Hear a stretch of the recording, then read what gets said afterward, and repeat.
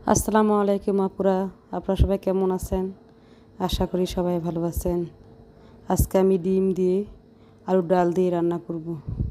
প্রথমে আমি আলুগুলোকে সিদ্ধ করে নেব। এরপর আমি আলুগুলোকে ছিলে নেব।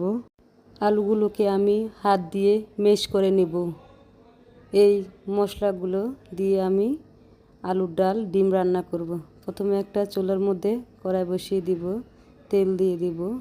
তেল গরম হলে পেঁয়াজ দিয়ে দিব। পেঁয়াজগুলো ভালো করে ভেজে নেব। এরপর একটু পানি দিয়ে দিব, মশলা যেন না পড়ে। এই মশলাগুলো সব আমি দিয়ে দিয়েছি। এখন আমি মশলাগুলো সব কষিয়ে নেব। মশলাগুলো ভালো করে কষিয়ে নিয়ে আমি আলুগুলো দিয়ে দেব। আলুগুলো দিয়ে আলুগুলো সহ মশলাগুলো সহ আমি তরকারিটা ভালো করে কষিয়ে নেব। আলুর ডাল যত কষাবেন তত খেতে মজা। ভালো করে নাড়াচাড়া করতে হবে, নিচে যেন লেগে না যায়। আমি ভালো করে কষিয়ে নিয়েছি। এখন কষিয়ে পানি দিয়ে দিয়েছি।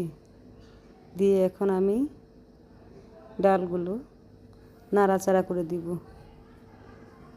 যেন নিচে লেগে না যায়। তার ঘন ঘন ডালগুলো নাড়াচাড়া করে দেব। এরপরে আমি ডিম ভেজে নেব।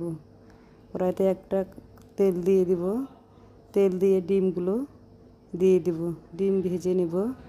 এই যে আমার ডিম ভাজা হয়ে গিয়েছে, ডিমগুলো পিস পিস করে নিব। এখন আমি ডালের সাথে ডিমগুলো দিয়ে দেব। এভাবে করে আমি আলুর ডাল দিয়ে ডিম ভেজে রান্না করি। আপনার বাসায় রান্না করে খেয়ে দেখবেন, খেতে অনেক মজা। আমার তো ভালোই লাগে খেতে। আপনাদের কার কার আলুর ডাল দিয়ে ডিম দিয়ে খেতে ভালো লাগে তা কমেন্ট করে জানাবেন। আমার চ্যানেলটিকে সাবস্ক্রাইব করবেন।